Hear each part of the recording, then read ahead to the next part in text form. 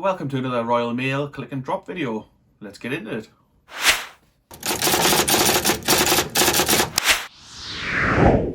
In today's video, we're going to have a little bit of a closer look at what click and drop actually is, some of the different services on offer, and some hints and tips about integrating into Etsy, into eBay, and we'll touch on some other things as well. We'll have a little chat about the benefits of using click and drop.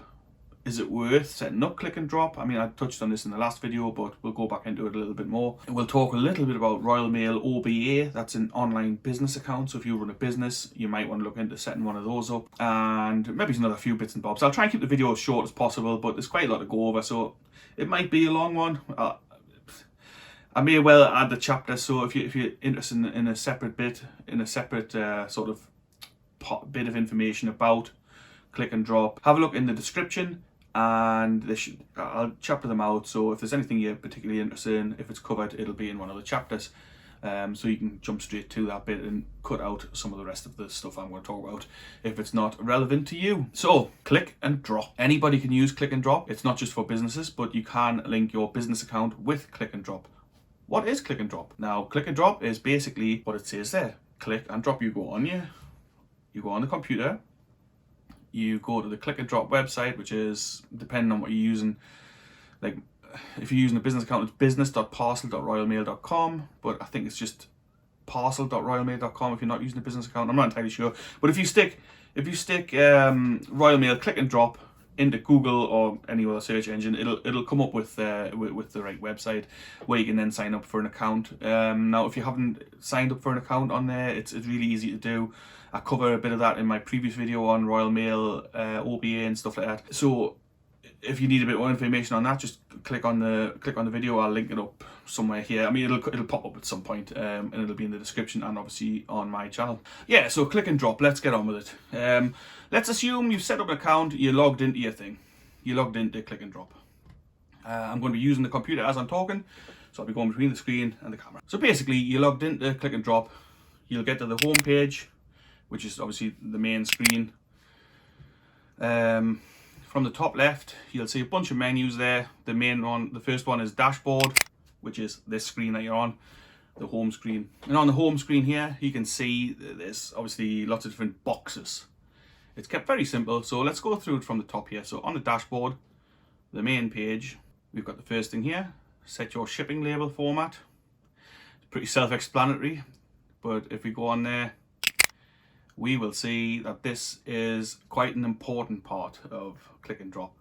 So your label format is how you print your labels. It might sound obvious, but maybe not everybody knows that. So you need to choose which kind of labels you want to print. So for example, we use 6x4 inch labels with a label printer. So option 1. Choose printout format, integrated label and dispatch note, or separate label and dispatch note. Basically, that means if you do the integrated label, it'll print the label and the dispatch note on the same piece of paper, essentially. The dispatch note being like the address, order details, basically. So if you need your order details on the same sheet as your label, you can print them like that. Now that'll come on an A4 sheet, with half of it being the label and the other half the order details. The dispatch note. The next option is separate label and dispatch note, which is what I have selected, because I don't need the dispatch note. It's not something I need. We actually get our direct from wherever we're selling from. It'll be that our own website, Etsy or anyway. So if you select whichever one you use, whichever one works for your business or for whatever you're selling. I mean, it doesn't have to be a business. This is the same for business users and for private use. So number 2, choose your label format. Again, it's pretty self-explanatory. So it's the different sizes of labels. So depending on what you're using, let's say for example you use A4. A4, we can use these A4. So that's an A4 sheet. Obviously, it has 4 stickers on, and you can print your labels that way if you choose 4 stickers per page. Or alternatively, you can get A4 with 2 per page. So like half the page each sticker, but I don't think that works for here. But anyway, I don't know. But we use the 4 one sometimes. But usually, like I say, we use the label printer, which prints 6x4 labels on a roll like this, like that. So So you print each individual label. We find it's the most cost-effective way, and if you use OBA, that's Royal Mail's online business account, they will actually supply you with the stickers for your label printer free of charge. Choose your dispatch note format. So again, like a dispatch note, you can also print it on 6x4 if you want to, or you can have the A4. Whichever way works for you. It depends on which labels you use, or do not generate dispatch notes, which is what we select, because we don't want a dispatch note at all. But if you need a dispatch note, then obviously select whichever way you're printing it, either A4 or 6x4. The last option on here, choose additional options. So generate customs declarations with orders. So that means an order going out of the UK, so to the EU or USA, wherever. If you have that, Royal Mail will generate, the click and drop system will generate a customs label automatically. And you can even set things like, so you can even set it up so the customs label is filled out for you, even to the point of ticking which box, so like sale of goods or whatever it is that you're doing for the customs thing. I'm sure you'll know yourself if you are involved in selling abroad. Or do not generate customs documents, include product identifier SKUs. So again, that's more like for business use, and if you are a business user, you'll know what an SKU is. I won't go into that here because, printer labels in a landscape format, again, self-explanatory. If you're printing a landscape, then set it to that, but who really does that? Not sure. Maybe that's how to fit it on the two A4s. I've never used it, so I don't really know. But that's the label format. So go through there, set it up however you want to do it. So for example, we do a 6x4 label, which then defaults to 1 label per page as well. If you have the A4, you can select either 1 label per page or 4 labels per page. But that's that one. So if you click back on the dashboard, it just takes you back to the home page. On the home page again, you can see like check your return address. Self-explanatory. Click on that, and you can put your return address in. Obviously, generate and print labels, shipping. Generate and print a shipping label. Yeah, again, that's obviously to make a label from scratch. You can also do that by going to the orders tab at the top and clicking create an order. We'll go into that a little bit more in a moment. The next section, number 4. Integrate your online stores. Now this is the one that some people don't use, some people don't know how to use, or frightened to use. It's dead easy. So let's click on that one. That will then show you integration. So on ours, you've got 2 manual entry forms because we use 2 different addresses, 2 different companies. I run a few different online businesses, so just ignore the top 2. Most people will probably only have 1. So unless you run more than 1 business on here, you'll only have 1 manual order entry. So let's just pretend it's just 1. Manual order entry. Then the next thing is eBay UK, and then Etsy. They're the things we use for selling on. It shows you integrations, and it shows on the right hand side you'll see status. If that's green, it's working. If it's not green, it's not working. You need to do something about it. But it's really easy. So integration. So in the top right corner of the integration page, you'll see add a new integration. If we click that, it'll show you all the different channels you can integrate with your Royal Mail click and drop, be that business click and drop or a private click and drop account. It works just the same way. So you've got Amazon, BigCommerce, eBay, which we use, Shopify, Magento, don't know what that is, WooCommerce, not on the high street, Etsy, again, which we use, click and drop desktop, not sure, click and drop API. I think these are like if you're integrating like spreadsheets and stuff, and it'll bring the order straight in. Onbuy.com and a couple of other ones. So if you use any of these, you can integrate it straight away with click and drop, and it works pretty much immediately. It's dead easy. So for example, let's just we'll click on the Etsy one, since Etsy's the one I use most. At the very top there, you'll see click here to view our help guide on how to connect your Etsy integration to click and drop. If you click that, it takes you through a step-by-step guide. And it literally does. It takes you through step by step. So, I'm not going to go into the massive of this. It's really, really easy. Basically, log into your Etsy account or your eBay account, whichever you link in here. I'm assuming most people use Etsy, eBay, Amazon maybe. Be logged in. Click the integration. Enter your trading name, the integration name, whatever you want it to be called on here. You can choose whether to mark orders as dispatched on the channel. So that means if you finish an order on click and drop, it'll be marked as dispatched automatically on Etsy, eBay, whatever you're using. So you can check that if you like. And then at the bottom you see the big green bar which just says connect to Etsy, and it'll connect. And I've never had a problem with it. Sometimes you need to go onto Etsy and find the integrations tab and just allow the integration, and that's it. and you're ready to go, and it'll automatically bring those orders in to your click and drop. So let's just have a look here. The next section is actually new orders. So you'll see new orders here in the middle row on the left hand side. If we click on that, you'll see the orders that are waiting to be processed, and all the details are brought through from Etsy or eBay or whatever it is you're using from the channel. You'll see in the first line the order number, which is, it references the order number as it is on click and drop, not on the channel. Then next it'll say channel, so you can see Etsy, eBay. Channel reference. Now that's the order number on the channel. So like Etsy's order number for that order, so you can always match them up. Next, the date that was received, and then there's a few other columns which are obviously for privacy's sake, because you can't show your customers' details. I haven't been able to include, but basically it has like your product details. So if you sell a product from a channel, click and drop will take that product and put it into your catalog there, and it'll know what it is next time you do it, including how much it weighs. So if you say we click on one of these and produce a label for it, and we say it weighs 70 grams, it'll know that that product weighs 70 grams and fill that out automatically. It tells you the customer's details, obviously, email addresses, postcodes, where it's going, how much they paid, then the weight section, shipping service, obviously that's not on here because it's a new order. But so yeah, so that's that. Really easy. The next section is orders ready for printing. So if you've applied postage to an order, that was a new order, it'll be sitting there. Orders ready for dispatch means obviously they're ready to send. And now the orders ready to dispatch. Now this differs a little bit whether you have a private account or a business account. So on a business account, you need to manifest the orders that are ready for dispatch. Manifest basically just means you're going to be billed for those orders once you've manifested it. On a private account, you just click dispatched. Also, when you apply the postage on a private account, you have to pay for the postage as you go. So say you add a second class large letter to something, you will have to pay 96 pence, and that postage will then be applied to that label. If you're using click and drop with OBA as a business, you're billed once a month for all your postage that you've used. Make sense? I hope so. It's worth bearing in mind that every time you post anything with an OBA, you've got to bring a manifest with you. Also, you're supposed to bag them up, but as you can see, you're supposed to bag them up actually in separate mail bags. So you're supposed to sort all your mail and bag them up separately. But as you can see, like for example, our orders here, we've got like 25-ish a day. It's been a quiet-ish week. Well, not dead quiet. We normally do about 200 orders a week, so it's a little bit lower than we normally do, but it's not horrendous.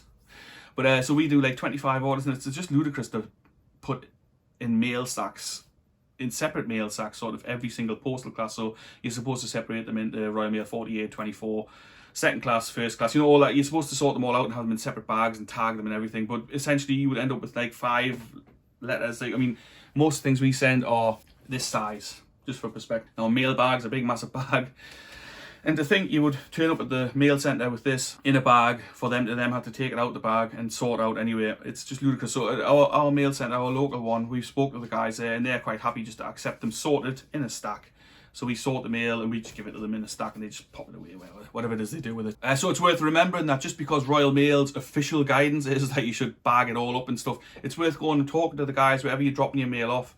I would recommend not doing it at a post office. The post office people are a pain in the butt on the whole, in my experience. I mean, you might have the best post office people imaginable, but remember, the post office and Royal Mail are not the same business, they're not the same company. The post office is basically just a counter, a shop that takes payment for services from Royal Mail being the courier.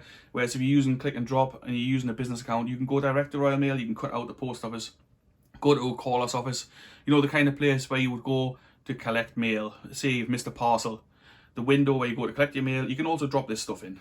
At most of them, I mean, just double check it before you go, but at most of them you can. We're very lucky, we live just next to a delivery office, well, like 5 minutes walk away from a delivery office, so we just pop down there. And the guys there are brilliant, actually, they always really helpful. If there's ever any issues, they always help out, they're always nice. And they don't expect you to bag up 25 large letters, for example, in separate bags. But yeah, so once you've manifested the orders, you're going to have to sort them somewhere and take them to the post office. But to the post office, I've just said it myself, to the mail, to Royal Mail. Let's have a look what else we've got here. So orders, create an order. So you can create an order from scratch. You just click on there. If you put in, if it's a UK address, you put in the postcode, it'll find a list of addresses, and from the postcode you can just select, so I don't know, whatever street it is, you pop the postcode in there, you select whatever the address is, it auto fills it in, then you pop the customer's name in, email address, phone number, you can put the order value in, and then you can either add a product if you've already got it in your catalog. So if you haven't got an integration, this is handy. So say you integrate to Etsy, say you integrate to eBay, but you get an order off your own website and your own website doesn't integrate with Royal Mail, you can quickly add that on. And if you sell the same sort of products, you can just add a product from your catalog here, straight on, no bother. And you can create an order, or create order and apply postage. So if you've only got the one to do, say you've got one parcel going out, create order and apply postage. Obviously it's self-explanatory. You click on that and it'll create the order and you can apply the postage. So then apply the postage basically means you add the weight, unless you've got a product in, add the weight of the item. Well, even if you have got a product in, you can change the weight and then select the service you want to use, which brings us on nicely to the next point, the services that are available. Now these vary. We can see them here at the right hand side of the menu, where if we click on settings, you can click on shipping services. And on shipping services, you'll then see all the services available. So I'm going to have a quick go through some of these services. Now, they might not all be available to you. Some of them are business use only. And some of them might look slightly different. So for example, let's start at the top here. Royal Mail First Class, BPL1. So BPL1 is Royal Mail's code for for first class post, basically. You would select that either if it's a large letter or a parcel. So if it's a small parcel, for example, select Royal Mail First Class and it'll give you the price for that if you are a private user, or you can obviously manifest that and you'll get your contracted price for that if you're a business user. Now, if you follow the column along a little bit, you'll see there's some other bits and pieces, aliases. You can assign it a name if you want. So I don't know, maybe if you use that one constantly, you might just use the usual or something. You can favorite the service, or you can have the service hidden. We do have a few services hidden because we never use them. So I'll go on to that a little bit more. So the next, so anyway, Royal Mail First Class, that's generally a next day delivery service, but it's not tracked. Royal Mail Second Class is sort of 2 to 4 days for delivery, and again, it's not tracked. Large letters or parcels can go second class. Next, you've got Royal Mail First Class signed for. Now, this is quite a handy service, but at the moment, people can't sign for their parcels, but you still get a delivery scan. If you're a private user and you're looking to see you've sold something on eBay and you want proof of delivery, you can select this service and you will get a delivery confirmation, at least. Not a proper signature, because at the moment the posties are still signing for things because of COVID. Again, Royal Mail Second Class, it's the same as first class. Obviously, the service is the same as the first and second class services, the standard ones, except you get a delivery confirmation basically and a signature usually, but you don't get a signature at the moment because of COVID, like I said. Now the next two services you'll see here are Royal Mail 24 and Royal Mail 48. Those two services are basically first class and second class services for business users only. So if you're a private user, you won't have access to these, unfortunately, because they're quite a good service. So like I say, we use these, which are pretty small. And if we have a look at this is a Royal Mail size guide. We bought this for a few quid on eBay or something like that. I think it was eBay. And you can see that these can go as a normal letter, which fits through here. You know, it's quite handy. But if they're thicker than 0.5 centimeters, you're gonna have to send us a large letter. A large letter is to go through here, and you get up to 2.5 centimeters of room. But anyway, so we sent these, and we sent these as Royal Mail 48 or Royal Mail 24. The 48 and 24 service is not to be confused with the tracked 24 and tracked 48. I'll talk a bit more about those tracked services after. But first of Royal Mail 24 and Royal Mail 48. So just to give you an example, so a Royal Mail large letter second class package would cost you, 90 pence. It would cost a private user 96 pence. Sorry, I've got like a million prices in front of me. Now, to send that same parcel, so remember, Royal Mail second class large letter wouldn't get you a delivery confirmation.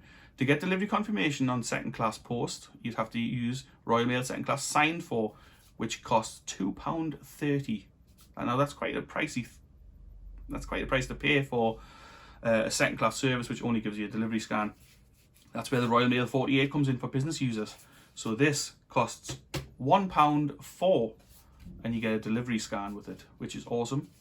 The Royal Mail 24, which is the same as the first class service, but again, it gets you a delivery scan, is £1.31.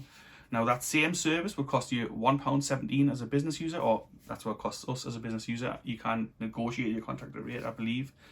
But for a business like ours, which ships somewhere between 10 and 15,000 items a year, that's what the price they've given us. And I'm quite happy with that, to be honest. So £1.17 for standard first class is for my price. I think it's £1.29 for a non-business user. But anyway, so the £1.31 for Royal Mail 24 is an awesome service, and it gives you a delivery scan, so the customer can't say, "Whoop, I didn't receive my order." Not that many do, but some of them will try it on with you. That leads me on to the next point. Even if you're, say you're selling on Etsy or eBay, even if you are sending it standard second class or standard first class, always attach the tracking number. Even if it's not a tracked service, attach the tracking number. The customer will then know that you have purchased that you've purchased postage for that label, and they'll be more inclined to give you time to wait, rather than just clicking complete and not attaching anything. Now, from the label that you print on click and drop, there'll be like a square barcode thing, and above that is a longish number. Attach that on the tracking, even if it's not tracked service. Let's go on. The next things are international posts. So international standard on account, again, you can send that out internationally. Remember, you have to attach a CN22 form as well, which is the customs form. This is one we have hidden: international economy on account, economy delivery abroad. Like say send something to America via economy delivery. I mean, it's a bit cheaper, but it's going to take 6 weeks to get there at least. International signed on account, don't really use, but it's pretty much what it says. It's signed on delivery, but obviously at the moment it won't be signed. International signed on account, extra compensation, so if you're sending expensive items, choose that one. International tracked on account, we do use that one. Again, it's a fairly expensive service. You're sort of talking in the region of £7 to £8 for a letter, and around £10 for a large letter up to 100 grams. But you get full tracking with that, and a delivery confirmation again, which is obviously handy. And again, it's pretty much the same stuff again and again. International tracked on account with extra compensation, obviously covers you for more damage or loss. International tracked and signed on account, international tracked and signed, extra compensation. It goes on, and then we come down to the special deliveries, which are guaranteed delivery, domestic, next day, and they also cover you for quite a lot more in compensation. So if you're sending something expensive, say you're sending a phone or a computer maybe, or something like that, you know, you'd be covered for up to £2,500 of damage or loss in transit. So talking about compensation, it's also, if you're using the business account, it's worth noting that the Royal Mail 24 and Royal Mail 48 does not cover you for loss or damage in transit. Now, thankfully, we have very, very little of this happening, because Royal Mail are pretty good at what they do, but that's worth bearing in mind. So if you're sending expensive items, I wouldn't bother with that. I would just fork out a bit extra and send it with a different service. For it looks like our items sell for kind of somewhere between £4 and £6. So for the odd one that might go missing, I'm happy to take that loss, because when you weigh it up with the savings that you're actually making compared to standard post, it's well worth it. And I would never even put a claim in for a £5 thing anyway, because it's just not worth the hassle. So as I said before, the Royal Mail 24 and Royal Mail 48 is not to be confused with the tracked 48 and tracked 24. Now, there are premium services that Royal Mail offer, and anybody has access to them. Except for some reason it doesn't show up on our business account, so I actually have to have a private business, click and drop account where we get access to those. So once in a while, if somebody buys, I don't know, like 4 or 5 different items of us, and it comes to 25-30 quid, I'll send a tracked 48 or tracked 24 if they've paid for first class. And that's basically a fully tracked service with insurance, and you know, it'll give you every single step of the way. So it'll say when it's been received at the post office, at the sorting office, and then when it's out for delivery and when it's being delivered. Basically, it's a pretty good service, and it's not actually that expensive. It's £3.60 standard for a £48 for a Royal Mail 48, and £4.2 for Royal Mail 24. So it's a pretty affordable service, and it's pretty awesome, really. Anyway. Clicking back on the settings menu here, which is in the top right hand corner, there's all sorts of little bits and pieces. Again, label format you can access from here, integrations, shipping services we were just on. You can add different users, your addresses, different trade names. If you have a couple of businesses, you can change it on there. You can select when you create an order which one you're creating it from. Very handy, really.